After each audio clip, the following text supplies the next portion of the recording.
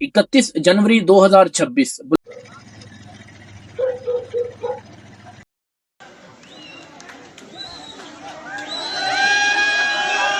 बलूचिस्तान की तारीख का स्याह तरीन दिन, एक ऐसा दिन जब बलूचिस्तान की आवाम अपने रोजमर्रा के काम में मसरूफ थी तो अचानक गोलियों की बौछार सुनाई देती है और हर तरफ खौफो हिरास पैदा हो जाता है। आज हम बात करेंगे बलूचिस्तान में हुए दहशतगर्दी के उस हमले के बारे में, उसके ओरिजिन की बात करेंगे कि दर हकीकत ये दहशतगर्दी का हमला क्यों हुआ, इनकी वजूहात क्या थी और BLA पाकिस्तान की आर्मी से क्या चाहती थी और बलूचिस्तान से वो क्या चीज हासिल करना चाहते थे, और उसके ऊपर पाकिस्तान तहरीक इंसाफ का जो नैरेटिव था, जो बयानिया था, क्या उसने मनफी किरदार अदा किया या मस्बत किरदार अदा किया, और उसके साथ साथ क्या पाकिस्तान आर्मी जो है इसका अगला जो अटैक होगा, इसकी एंटी रिएक्शन जो होगा, क्या वो देगी, क्या भारत पर स्ट्रेटेजिक हमला किया जाएगा या नहीं, इस पर तफसीलन आज बात करेंगे। नाज़रीन, 31 जनवरी को BLA ने बलूचिस्तान पर अटैक किया और बलूचिस्तान के तकरीबन 12 शहरों पर हमला किया गया। इन 12 शहरों में सबसे ज्यादा नुमायां जो हमला था वो कोयटा और गवादर में किया गया। कोयटा जो कि बलूचिस्तान का दारुल हुकूमत भी है, और वहां पर ये जो हमला किया गया, और BLA की जानिब से इस ऑपरेशन को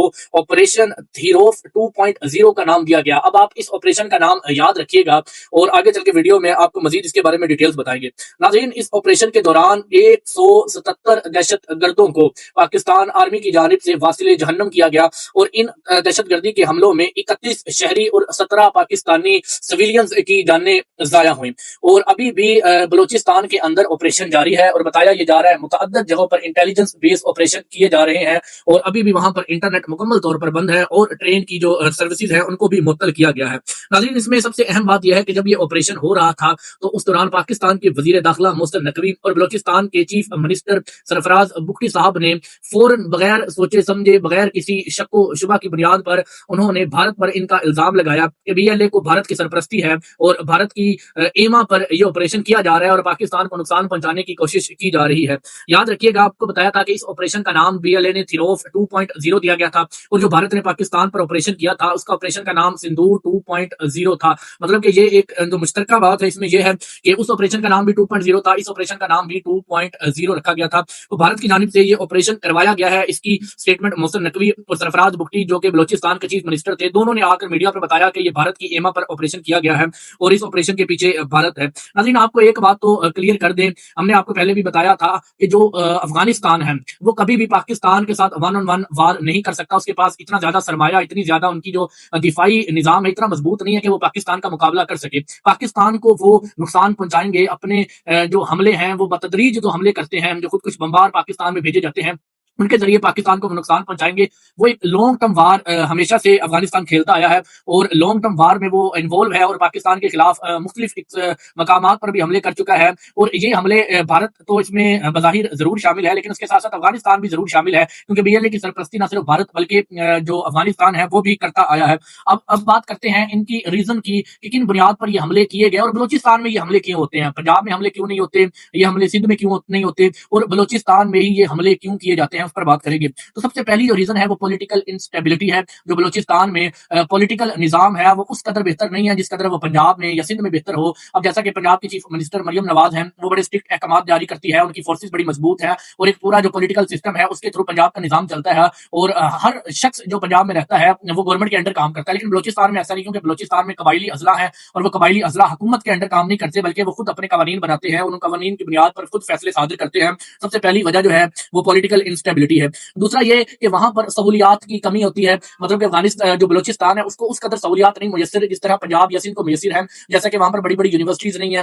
वहां पर बड़े बड़े इदारे नहीं है, इसी वजह से वहां की जो आवाम है उनको एक रंजिश रहती है पंजाब से और बाकी सूबों से, जिसकी बुनियाद पर वहां पर मौजूद जो BLA वो बड़ी आसानी के साथ लोगों को जो है वो मुनहरिफ कर लेती है पाकिस्तान की स्टेट से, पाकिस्तान की रियासत से। लेकिन एक बात याद रखिएगा, दुनिया का कोई भी कोना हो, दुनिया का कोई भी मुल्क हो, वहां पर ये रिसोर्सेज, अगर अमेरिका को आप देखें, वहां पर जो अमेरिका की डेवलप जो सिटीज होंगी, न्यूयॉर्क, कैलिफोर्निया, शिकागो, ये जो कंट्री सिटीज होंगी, इनमें रिसोर्सेज ज्यादा प्रोवाइड किए जाते हैं, जबकि जो बैकवर्ड होती है वहां पर रिसोर्सेज कम होते हैं। तो ये पूरी दुनिया में चलता है कि हर मुल्क के कुछ हिस्सों में रिसोर्सेज को मुकम्मल प्रोवाइड किया जाता है, मुकम्मल डेवलप किया जाता है, कुछ जो है वो अंडर डेवलप होते हैं, आहिस्ता आहिस्ता बतदरीज जो है उनमें तरक्की होती है। तो ये पूरी दुनिया में होता है, लेकिन इसका फायदा उठाती है BLA और जितनी भी दहशतगर्द तंजीमें हैं, और वहां के लोगों को के ज़हनों में ये तासुर डाला जाता है कि आपके साथ नाइंसाफी हो रही है और पाकिस्तान की रियासत आपके खिलाफ चलती है, आपके रिसोर्सेज को इस्तेमाल करके पंजाब में यूटिलाइज किया जाता है, बाकी सूबों में यूटिलाइज کیا جاتا ہے لیکن بلوچستان کے عوام کو پرووائڈ نہیں کیا جاتا، لیکن اس میں کسی قسم کی کوئی صداقت نہیں ہے۔ میں آپ کو ایک سمپل سی مثال دے دیتا ہوں کہ ہم خود پولیٹیکل سائنس کے اسٹوڈنٹ تھے اور فیصل آباد میں ہماری جی سی یونیورسٹی کے اندر ہمارے ساتھ وزیرستان کے کچھ نوجوان پڑھتے تھے اور بلوچستان کے کچھ لڑکے جو ہیں وہ کوٹا کے اوپر پڑھنے آتے تھے، اور حکومت ان کو فل فیسیلیٹیٹ کرتی تھی، حکومت ان کو ان کی فیسز کو معاف کیا جاتا تھا، ان کو جو ٹکٹ تھی ان کی بلوچستان سے یہاں پر اگر کوئی مسائل ہیں بائی روڈ تو بائی ایئر ان کو ٹکٹ حکومت پرووائڈ کرتی تھی، ان سے کسی قسم کی کوئی ٹیوشن چارجز نہیں لیا جاتا تھے کہ ایون کہ رہائش تک یہاں کی گورنمنٹ ان کو پرووائڈ کرتی تھی۔ تو اگر وہاں پر فیسلٹی نہیں ہے تو اس کو فیسیلیٹیٹ کیا جاتا ہے ان بچوں کو، اور یہاں پر ان کو وہ سہولیات مہیا کی جاتی ہیں جو لوگ پڑھنا چاہتے ہیں، اور آہستہ آہستہ بلوچستان میں بھی اب یونیورسٹیز بننا شروع ہوگی۔ تو یہ جو ایک ان لوگوں کے ذہنوں میں ڈالا جاتا ہے کہ بلوچستان کو شاید ریسورسز نہیں دیے جا رہے، ان کے ریسورسز پنجاب کے لیے استعمال کیے جا رہے ہیں، ایسا بالکل بھی نہیں ہے۔ پاکستان کی ریاست ایز اے اسٹیٹ ہمیشہ کوشش ہوتی ہے کہ سب صوبوں کو ساتھ ملا کر چلا جائے، یہی وجہ ہے کہ وہاں پر لوگ جلدی جو ہے منحرف ہو جاتے ہیں جب ان کے سامنے یہ پوائنٹ رکھا جاتا ہے آپ کو ریسورسز نہیں مل رہے۔ تیسری بڑی وجہ وہاں کا لٹریسی ریٹ ہے، وہاں پر پڑھے لکھے لوگوں کی کمی ہے، جس کی وجہ سے ان کا مائنڈ سیٹ عوام کا چینج کرنے میں زیادہ ٹائم نہیں لگتا۔ بی ایل اے یا جتنی بھی دہشت گرد تنظیمیں ہیں تو وہ بڑی آسانی کے ساتھ ان کو جو ہے مینیپولیٹ کر لیتی ہیں، ان کا مائنڈ سیٹ جو ہے وہ ڈیورٹ کرتی ہے، اور پنجاب اور پاکستان کی ریاست کے اگینسٹ ابھارنے میں بڑی جلدی ان کو مدد ملتی ہے اور وہ بڑی جلدی صحیح کر لیتی ہے۔ چوتھا نمبر بلوچ نسل پرستی، یعنی کہ بلوچ جو خود ہیں، جو بلوچ فیملی سے بلونگ کرتے ہیں، وہ خود شاید ریاست کے خلاف نہ ہو لیکن وہاں پر ایک نیریٹو بلڈ کیا جاتا ہے دہشت گرد تنظیموں کی جانب سے کہ بلوچ کی نسل کشی کی جاتی ہے، یہاں پر بلوچوں کو حقوق نہیں دیا جاتا کیونکہ وہاں پر زیادہ تر بلوچ ہے اور وہاں پر ان کی نسل کشی کی جاتی ہے، ان کو وہ فیسلٹیز نہیں دی جاتی جو باقی لوگوں کو دی جاتی ہیں۔ تو ان کا جو بلوچ میں ان پڑھ لوگ ہیں جو زیادہ پڑھے لکھے نہیں، وہ جلدی ان باتوں میں آ کر اور ایک مہم کا آغاز کر دیتے ہیں، اور دوسرا جو بڑی بڑی وہاں پر آرگنائزیشنز کام کرتی ہیں وہ بھی ان تنظیموں کا ساتھ دیتی ہیں اور عوام کو منحرف کرنے میں کوئی کسر نہیں چھوڑتی۔ اس میں پانچویں بڑی ریزن جو ہے وہ افغانستان اور انڈیا کے ساتھ جو پاکستان کے کلیشز چلتے ہیں۔ انڈیا کی بھی کوشش ہوتی ہے کہ بلوچستان جہاں پر لٹریسی ریٹ کم ہے، جہاں پر ریسورسز کم ہیں، جہاں پر پولیٹیکل انسٹیبلٹی ہے، وہاں پر اپنا عمل دخل شو کیا جائے اور وہاں کے لوگوں کو پاکستان کی ریاست کے خلاف کیا جائے اور پاکستان کو دو ٹکڑوں میں تقسیم کیا جائے۔ یہ اصل نظریہ جو چلتا ہے کہ ہم بلوچستان کو الگ اسٹیٹ بنانا چاہتے ہیں، یہ بیسیکلی بھارت کی جانب سے اور افغانستان کی جانب سے یہ نیریٹو بلڈ کیا جاتا ہے ان لوگوں کے درمیان کہ آپ اپنا الگ ملک بنائیں، آپ آزاد ہوں گے، آپ جو مرضی وہاں پر کر سکتے ہیں۔ تو یہ نیریٹو بلڈ کیا جاتا ہے افغانستان اور انڈیا کی جانب سے تاکہ پاکستان کو توڑا جا سکے، پاکستان کو مزید حصوں میں تقسیم کیا جا سکے، پاکستان کو مزید کمزور کیا جا سکے۔ تو یہ بڑی 5 وجوہات ہیں جن کی بنیاد پر بلوچستان میں جو دہشت گردی کے معاملات ہیں وہ زیادہ ہوتے ہیں بتدریج، جو ان کے مخالف جو پنجاب ہے، سندھ ہے یا باقی جتنے بھی صوبے ہیں ان میں یہ دہشت گردی کے ہمیں معاملات کم دیکھنے کو ملتے ہیں اور بلوچستان میں زیادہ دیکھنے کو ملتے ہیں۔ دوسرا یہ کہ پاکستان تحریک انصاف کا اس تھانے کے بعد، اس دہشت گردی کے حملے کے بعد کیا رد عمل آیا تھا؟ تو پاکستان کی تحریک انصاف کی جو اعلیٰ قیادت ہے جس میں برسٹر گوہر ہے، علامہ ناصر عباس صاحب ہیں، یہ جتنی بھی اعلیٰ قیادت تھی انہوں نے اس حملے کی مذمت کی اور یہ واضح کیا کہ یہ دہشت گردی کا حملہ بھارت کی جانب سے کیا جاتا ہے، اور انہوں نے اسٹیٹ کے ساتھ کھڑے ہونے کا اعلان کیا اور ریاست کے ساتھ ہم آہنگی دکھائی، جو بڑا اچھا گیسچر تھا، جو بڑا اچھا ایک نیریٹو دیا گیا پاکستان تحریک انصاف کی جانب سے کہ ہم کھڑے ہیں اپنی افواج کے ساتھ، اپنی ریاست کے ساتھ، اگر دہشت گردی کا حملہ بھارت کی جانب سے کیا جاتا ہے تو ہم ان کے خلاف جو ہے وہ اپنی ریاست کے ساتھ کھڑے ہیں۔ لیکن وہاں پر پاکستان کی تحریک انصاف کی جو لوکل پبلک ہے، جو لوکل عوام ہے، ہمیں سوشل میڈیا پر دیکھنے کو ملا وہ بہت زیادہ تنقید کر رہی تھی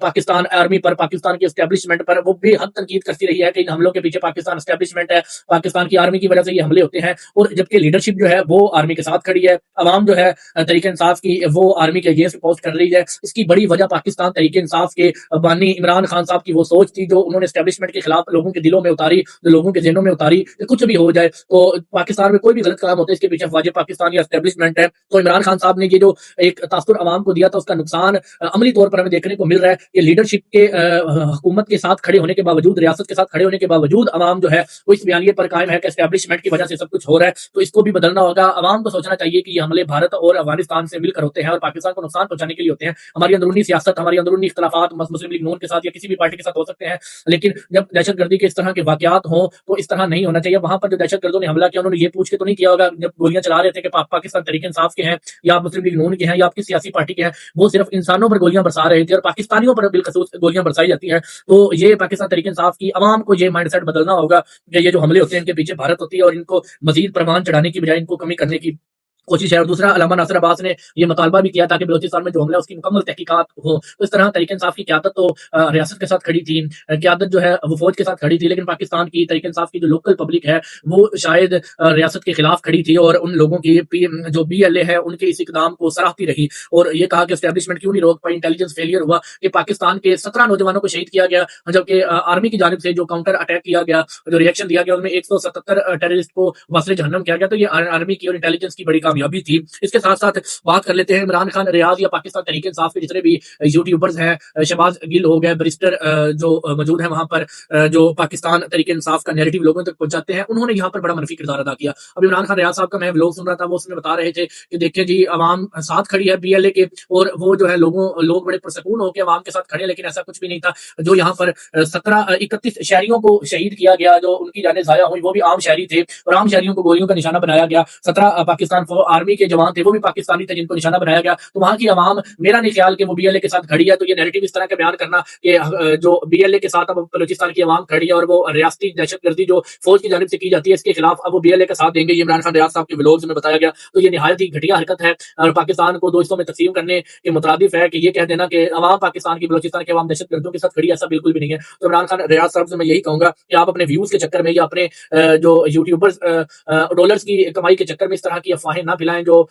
جن سے آپ کے ڈالرز اور یہ تو بنے لیکن پاکستان کو نقصان پہنچے۔ ایک اور بات ہے اس میں کہ یہ لوگ کیوں پاکستان کے خلاف بات کرتے ہیں، ریاست کے خلاف بات کرتے ہیں یا اسٹیبلشمنٹ کے خلاف، یہ چاہتے ہیں کہ جلدی سے جلدی کوئی رجیم آئے، اسٹیبلشمنٹ کمزور ہو، دوبارہ سے پاکستان تحریک انصاف عمران خان صاحب اقتدار میں آئے اور ہم لوگوں کو بڑی آسانی کے ساتھ دوبارہ سے پاکستان میں لایا جائے، ہم سے کیسز کو ختم کیا جائے اور بڑی آسانی کے ساتھ جو ہم وہاں پر پھر بیٹھ کر یوٹیوب اور ڈالرز کمائیں۔ تو یہ ان کا ایک جو